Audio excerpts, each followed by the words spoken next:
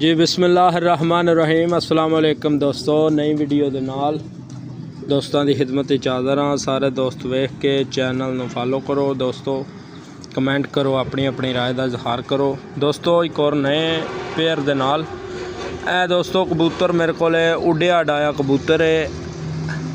सारे दोस्त जानते हैं इन्हां गर्मियां दे विच गर्मी किन्नी पई है दोस्तों। इस वसाह दे विच ज़ीरा कबूतर साढ़े कोले दोस्तों मेरे कोल रात वध के 11 बजे 12 बजे पैंदा रहा है कबूतर। फिर डक छड़िया दोस्तों।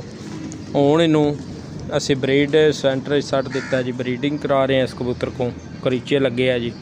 सारे दोस्त वेखो, अपनी अपनी राय का इजहार करो दोस्तों। यह कबूतर का पल्ला दोस्तों, यह कबूतर का आइज क्लोजअप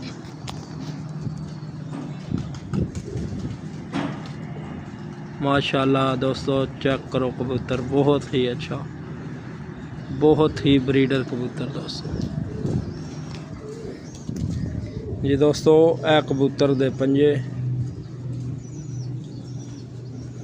दोस्तों, एक होंदी है ना किसे दी गल नहीं। मैं मेरे को अपने को कबूतर रात वध के 11 बजे 12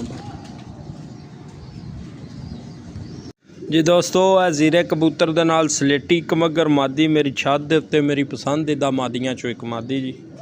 एक दा अगे शौक करवाया, एक है मादी है जी। सारे दोस्त वेख के अपनी अपनी राय का इजहार करो। सलेटियां कमगरां चो जी माशाल्लाह दोस्तों, बहुत ही अच्छी कबूतरी जी।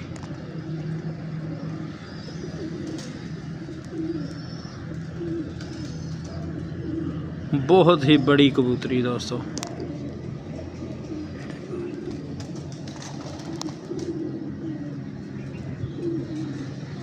दोस्तों कबूतरी दी अख चेक करो, कबूतरी दे रिंग चेक करो, कबूतरी दे जर्रे, कबूतरी दियां पीलियां पलकां।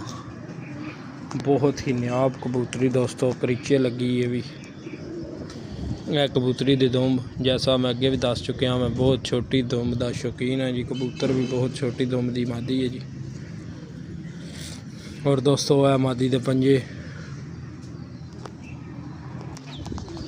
जी। दोस्तों यह पूरा जोड़ा सलेटी कबूतरी कमगर और ज़ीरा नार जी।